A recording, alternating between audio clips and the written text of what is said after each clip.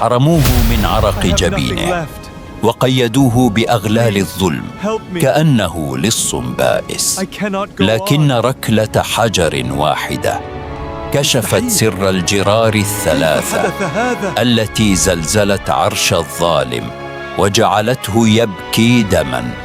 السلام عليكم ورحمة الله وبركاته، والصلاة والسلام على رسول الله صلى الله عليه وسلم.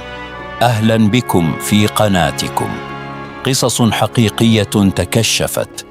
اليوم نبدأ معا هذه الملحمة الأسطورية عن العدل الإلهي، فلا تنسوا الاشتراك في القناة وتفعيل الزر ليصلكم تحفيزنا اليومي. والآن دعونا نكشف الستر عن بداية القصة. في جو عاصف ومظلم وقف الحمال الفقير بارق يرفع يديه الخاليتين إلى السماء والدموع تختلط بعرقه. يصرخ بصوت مخنوق بعد أن فقد آخر قطعة نقدية يملكها. جر بارق قدميه الحافيتين في أزقة المدينة الطينية المظلمة، عائدا إلى بيته بخفي حنين، يحمل على عاتقه حبله المتهالك وهموم الدنيا التي أثقلت ظهره. وداخل غرفتهما الطينية الباردة كانت زوجته تامور تجلس على حصير ممزق، تنظر بعينين باكيتين إلى قدر الطبخ الفارغ، حيث لا كسرة خبز تطعم بها جوع أطفالها. دخل بارق الغرفة ولم يقوى على النظر في عيني زوجته، بل جثى على ركبتيه يخفي وجهه الباكي بين كفيه. فاقتربت منه تامور وتضع يدها المرتجفة على كتفه تصبره، ومع أول خيط من خيوط الفجر مسح بارق دموعه ونهض بعزيمة صلبة حاملا حبله من جديد. وقرر أن يسعى في الأرض باحثا عن أي عمل ينقذ عائلته من هلاك الجوع.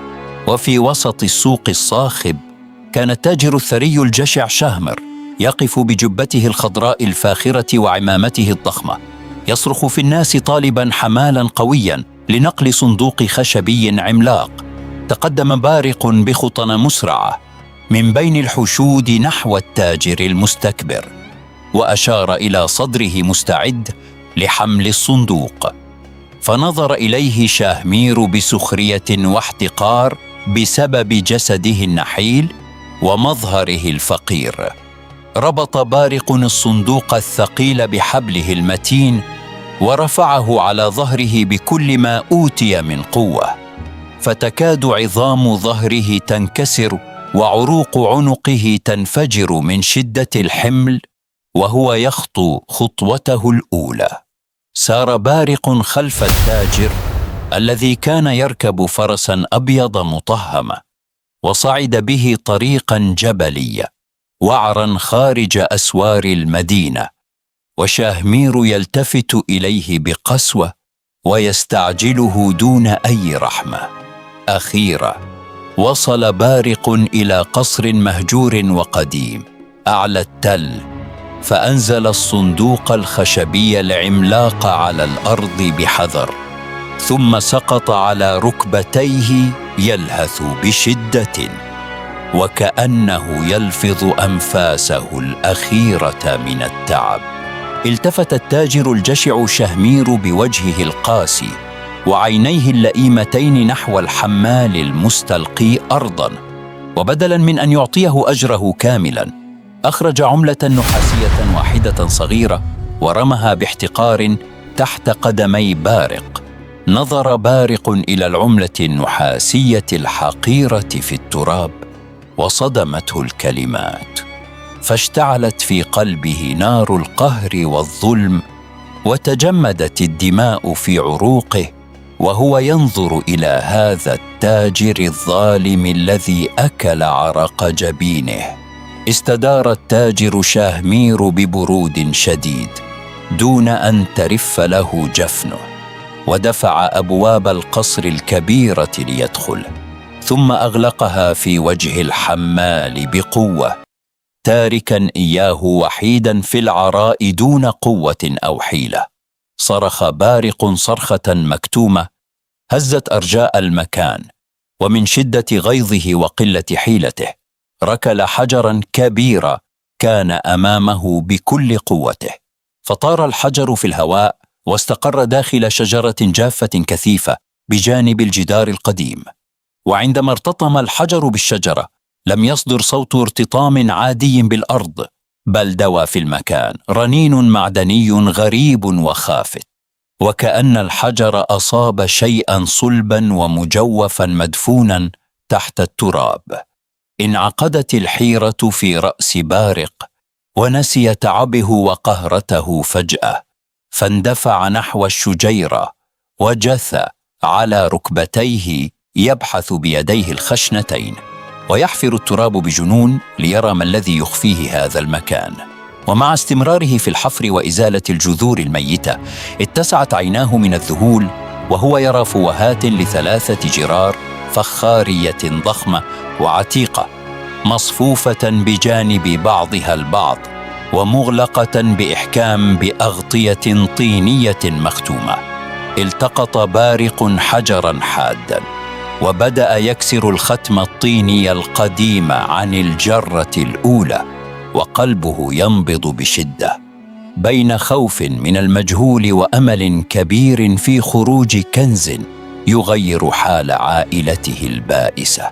عندما رفع الغطاء انبعث بريق دافئ خطف بصره، فقد كانت الجرة الأولى مليئة حتى حافتها بقطع ذهبية نقية وعتيقة تتلألأ وتلمع تحت أشعة الشمس الغاربة لتعلن نهاية زمن الفقر.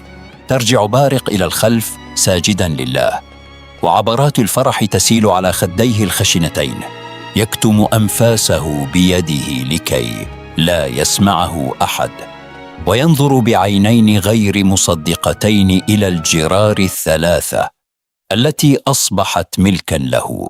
أعاد بارق الأغطية الطينية بسرعة وبأصابع مرتجفة فوق الجرار ال3 لكي يخفي بريق الذهب، والتفت حوله برعب خشية أن تكون هناك عين تراقبه في هذا المكان المعزول. أمسك بارق بحبله القنبي الغليظ والمتهالك وبدأ يربط الجرار الفخارية ببعضها بإحكام، وعقله يزن المخاطر وهو يستعد لحمل هذا الوزن الثقيل الذي أصبح يساوي حياته كلها. تحت ستر الليل وظلامه الدامس هبط بارق الطريق الجبلي الوعر حاملا الجرار الثقيلة فوق ظهره المتعب، ولم يشعر هذه المرة بألم الحمل لأن الأمل أضاء قلبه وجسده. وفي جوف الليل انفتح باب الغرفة الطينية ببطء، ودخل بارق إلى بيته يحمل سره العظيم، ففزع زوجته تامور ونهضت من مكانها تنظر إليه بعيون حائرة مليئة بالتساؤلات.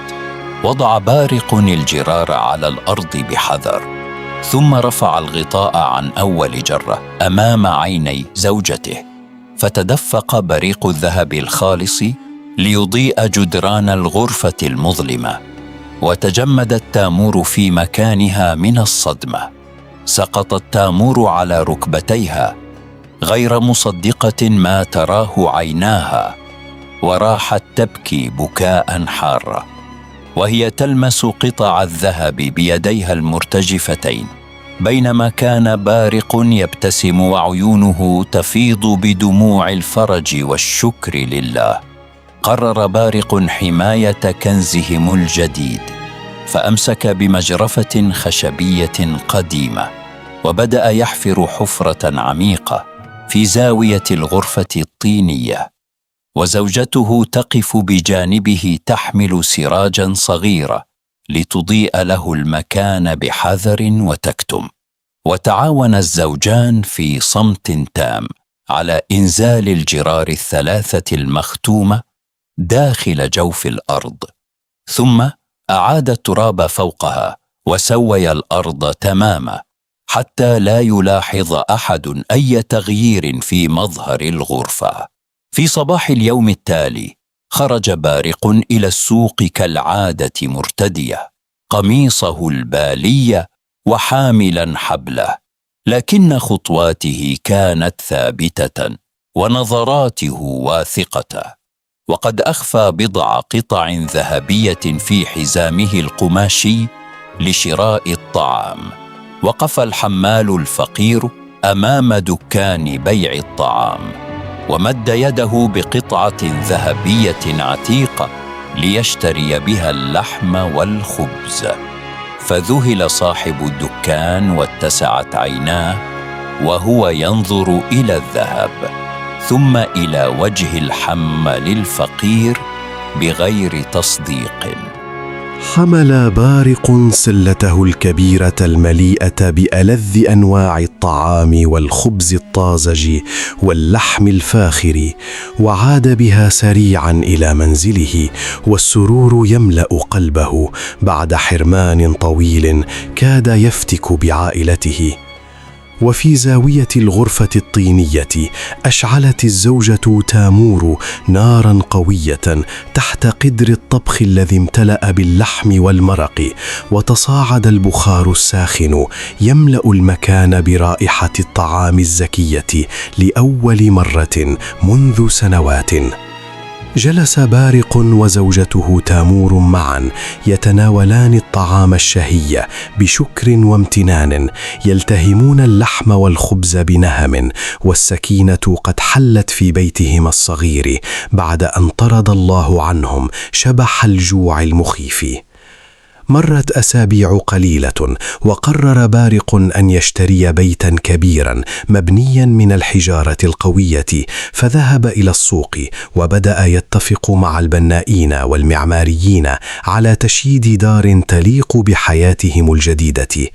وفي هذه الأثناء كان التاجر الجشع شاهمير يسير في السوق، فاستوقفه مشهد غريب جعله يتسمر في مكانه وتنقبض ملامحه اللئيمة بحيرة وشك كبيرين وهو ينظر للأفق. رأى شاهمير الحمال الفقير بارقا وهو يرتدي ثيابا نظيفة ويحمل كيسا مليئا بالنقود الذهبية يشتري بها أفخر المتاع، فاشتعلت نيران الحسد والشك في قلب التاجر الشرير. بدأ شاهمير يتتبع خطوات بارق في أزقة المدينة بقرصنة وخفاء، يختبئ خلف الجدران العتيقة ليعرف من أين لهذا الحمال البائس كل هذه الثروة الطارئة التي ظهرت عليه فجأة. توجه التاجر الحاقد شاهمير مباشرة إلى دار القضاء، ووقف أمام حراس المدينة يتهم بارقا كذبا وزورا بسرقة أمواله، مدعيا أن الحمال نهب من قصر التل صندوقا مليئا بالذهب. وفجأة وبدون سابق إنذار اقتحم حراس مدججون بالسلاح والتروس بيت بارق الجديد، وصرخوا في وجهه بغلظة قبل أن يحيطوا به من كل جانب شاهرين سيوفهم الحادة أمام عينيه المفزوعتين. قيد الحراس يدي بارق بالسلاسل الحديدية الغليظة واقتادوه بعنف إلى الخارج، بينما ركضت زوجته تامور خلفه وهي تبكي بحرقة وتصرخ مستغيثة، لكن الحراس دفعوها بقسوة وساروا به إلى السجن. أدخل بارق إلى قاعة المحكمة الكبيرة ذات الجدران الحجرية العالية، حيث كان يجلس القاضي العادل شهران على منصته الخشبية المهيبة، مرتديا عباءته البيضاء وشاله العنابي، وعيناه النافذتان تتأملان الوجوه. وقف التاجر الجشع شاهمير بجبته الخضراء الفاخرة أمام القاضي، ووجه إصبعه المليء بالخواتيم نحو بارق بوقاحة، صارخا بزور وبهتان: هذا الحمال سرق صندوقا ذهبيا من قصري، وظهرت عليه النعمة فجأة. وقف بارق واثقا من براءته رغم السلاسل الحديدية التي تقيد يديه، ونظر بثبات إلى القاضي شهران، وهز رأسه نافيا التهمة، مؤكدا أنه لم يمد يده يوما على مال حرام، وأن ما يملكه هو رزق حلال. صمت القاضي العادل شهران لوهلة، وراح يمرر يده الوقورة على لحيته البيضاء الكثيفة، متأملا ملامح التاجر الثري الثائر الغاضب، وملامح الحمال الفقير الهادئة الصادقة، ليزن بكفتي حكمته أين تختبئ الحقيقة. وجه القاضي سؤالا ذكيا ومفاجئا للتاجر شاهمير عن الوزن الدقيق ومحتويات الصندوق الخشبي وكيفية سرقته. فارتبك التاجر الجشع وتلعثم في كلامه، وبدأت حبات العرق تظهر على وجهه المستدير بعد أن انفضحت كذبته. طلب القاضي من بارق الحديث، فروى الحمال بكل صدق وأمانة تفاصيل ما حدث، كيف ركل الحجر من شدة القهر بعد أن ظلمه التاجر، وكيف قاده الرنين المعدني لاكتشاف الجرار الفخارية الثلاثة المدفونة تحت الشجيرة الجافة. ضرب القاضي شهران بمطرقته الخشبية على المنصة ضربة قوية هزت القاعة، وأعلن بصوت رخيم براءة الحمال بارق من تهمة السرقة، بعد أن تبين للمحكمة كذب التاجر الجشع وتناقض أقواله الواهية. تقدم الحارس بطلب من القاضي، وأدخل المفتاح الحديدي الغليظ في القيود ليفك السلاسل عن معصمي بارق، فتساقطت السلاسل على الأرض مدوية، وتنفس الحمال الصعداء شاعرا بالحرية والعدل. ولم يكتفي القاضي بذلك، بل أشار بإصبعه نحو شاهمير الذليل، وأمر الحراس باعتقاله فورا ومعاقبته بتهمة البلاغ الكاذب وتشويه سمعة الأبرياء، ليدفع ثمن جشعه وظلمه في السجن. خرج بارق من قاعة المحكمة مرفوع الرأس إلى ساحة المدينة، حيث غمرته أشعة الشمس الدافئة، فوجد زوجته تامورا بانتظاره.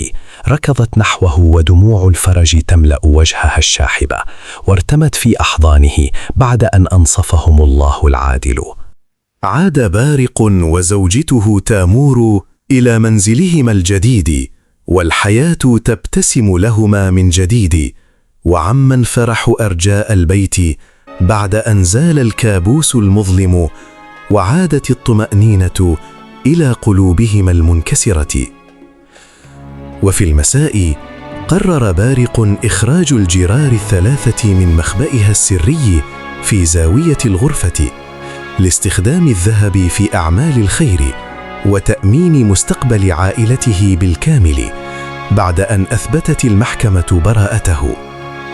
فتح بارق الجرة الثانية، فسطع بريق الذهب الخالص ليملأ عيونه البنية الواسعة بدموع الشكر لله، وهو يرى كنز الله الأعظم الذي كافأه به بعد سنوات الصبر الطويلة على الفقر والشقاء. بدأ بارق بتقسيم الذهب بحكمة، فملأ أكياسا جلدية صغيرة بالقطع الذهبية العتيقة، عازما في نفسه ألا يذوق أحد في مدينته مرارة الجوع التي عاشها هو وعائلته لسنوات طويلة. نزل بارق إلى أحياء المدينة الفقيرة والمعدمة، وبدأ يوزع الصدقات والأموال على المحتاجين والفقراء، ويمسح دموع اليتامى بيده الخشنة، واضعا الذهب في أيديهم المرتجفة بسبيل الخير. ولم يتوقف عند ذلك، بل قام بارق بتمويل بناء آبار للمياه العذبة ومرافق عامة للفقراء في أطراف المدينة، ليتحول من حمال بائس يحمل همومه إلى محسن كبير يغيث الملهوفين. وفي المقابل خلف قضبان السجن المظلمة الباردة كان التاجر الجشع شهمير يجلس ذليلا بجبته الخضراء المتسخة يجر أذيال الخيبة والندم بعد أن انقلب سحره عليه وخسر مكانته وسوقه. ومع مرور الأيام افتتح بارق تجارة كبرى خاصة به في السوق الرئيسي، وأصبح يلقب بالتاجر الأمين، يبيع ويشتري بالعدل والرحمة، وصار يشار إليه بالبنان في الأمانة والصدق.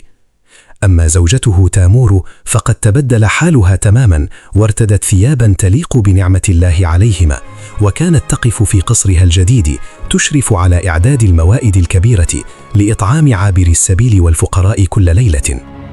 وقف بارق في شرفة بيته الواسع ينظر إلى المدينة تحت ضوء القمر، يتذكر حبله القديم وأيامه العجافة، ويحمد الله بقلب خاشع على كرمه وعطائه الذي حول العسر إلى يسر عظيم. وفي ذات ليلة عاصفة قرر بارق فتح الجرة الثلاثة والأخيرة التي بقيت مغلقة، فصعقته المفاجأة.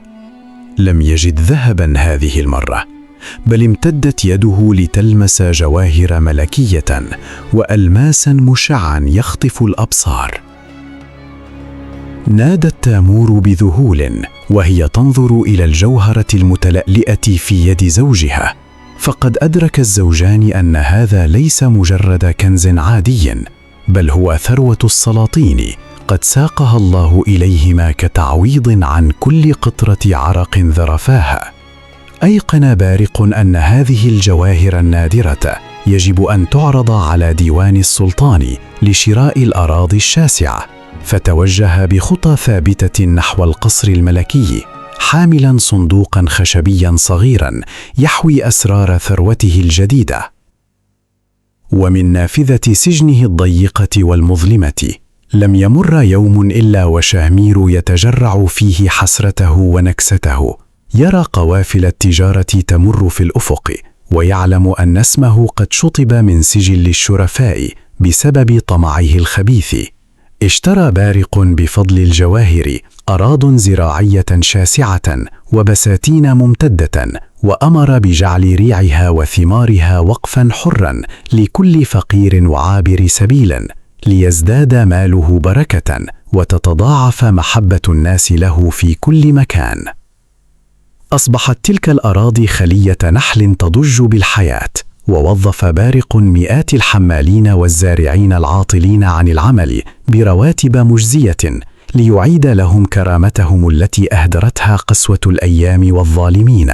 ولم تغلق تامور يوما باب بيتها، بل كانت تقف بنفسها مع الخادمات في المطبخ الكبير لتطبخ القدور الضخمة وتوزع الوجبات الساخنة على كل من تقطعت بهم الأسباب في جوف الليل. اجتمع أهل المدينة أمام دار بارق يهتفون باسمه ويدعون له بالبركة وطول العمر، فقد غمرهم بجوده وإحسانه، وصار بيته مأوى وعونا لكل مكسور ومظلوم يطلب النجدة.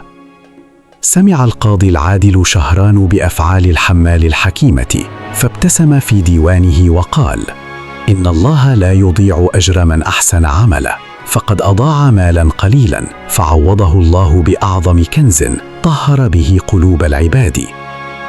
وحتى في أوج غناه لم ينس بارق أصله البسيطة، فوضع حبله القديم المتهالك في صدر مجلسه ليتذكره كلما نظر إليه، ويظل خاضعا شاكرا لله الذي رفعه من قاع الفقر إلى قمة المجد. عاشت عائلة بارق في رغد ونعمة، ولم تغير الأموال من طباعهم الطيبة شيئا، بل زادتهم تواضعا وقربا من الناس. فكانت تامور تشد من أزر زوجها في كل مشروع يخدم الضعفاء والمساكين. وفي كل يوم كان يمر فيه بارق في السوق كان يلقى التحية من الصغير والكبير، وأصبحت قصته ملهمة لكل حمال يئن تحت وطأة الثقل، تذكرهم بأن فرج الله قريب لمن صبر واحتسب. حرص بارق في تجارته الجديدة على منح العمال أعلى الأجور، فكان يدفع لهم مكافآت تجعلهم يعودون إلى منازلهم مسرورين، ليعوضهم عن القسوة التي عانى منها هو في ماضيه الأليم. أما التاجر الظالم شهمير فقد أمضى أيامه في غياهيب السجن وحيدا، يتحسر على ثروته التي تبددت وعلى سمعته التي تلوثت بالعار، مدركا بعد فوات الأوان أن الطمع يدمر صاحبه. وأصبح ذلك التل المعزول الذي شهد ظلم شهمير واكتشاف الكنز العظيم رمزا للأمل، حيث تحولت الشجيرة الجافة القديمة إلى بستان صغير يقصده الناس ليتذكروا معجزة الجرار الثلاثة. كانت تامور ترفع يديها بالدعاء في كل ليلة شكرا لله على كرمه، وهي ترى بيتها وقد أصبح حصنا للفقراء يعم فيه الخير والسلام بعد سنوات القهر والجوع والاضطهاد. توثقت علاقة بارق بالقاضي العادل شهرانة الذي كان يستشيره في كيفية توزيع المساعدات لفقراء المدينة، معجبا بأمانة هذا الرجل الذي لم تغير الثروة الكبيرة نقاء سريرته. كلما دخل بارق مجلسه كان ينظر إلى حبله القديم المتهالك ويقول لنفسه: هذا الحبل ذكرى صبري، والجرار الثلاثة مكافأة ربي، ليظل متمسكا بتواضعه وإيمانه المطلق. وهكذا تبدل الحال من الضيق إلى الفرج، وتحول الحمال الفقير المظلمة أيامه إلى منارة للجود والكرم، بعد أن حرمه البشر من عرق جبينه، فكافأه رب البشر بأعظم كنز في الدنيا والآخرة. وانطوت صفحة الشقاء لتبدأ صفحة الخلود لقصة الحمال والجرار الثلاثة، قصة ترويها الأجيال عن العدل الإلهي والفرج الذي يأتي من حيث لا يحتسب الإنسان الصابر المحتسب. وبكده يا جماعة تكون القصة بتاعت النهاردة انتهت، وشكرا لكم على حسن المتابعة للنهاية، ويا ريت تكتبوا لي تعليق وتعملوا شير للفيديو ده، ويا ريت تعملوا لايك، واستنوني إن شاء الله في القصة القادمة.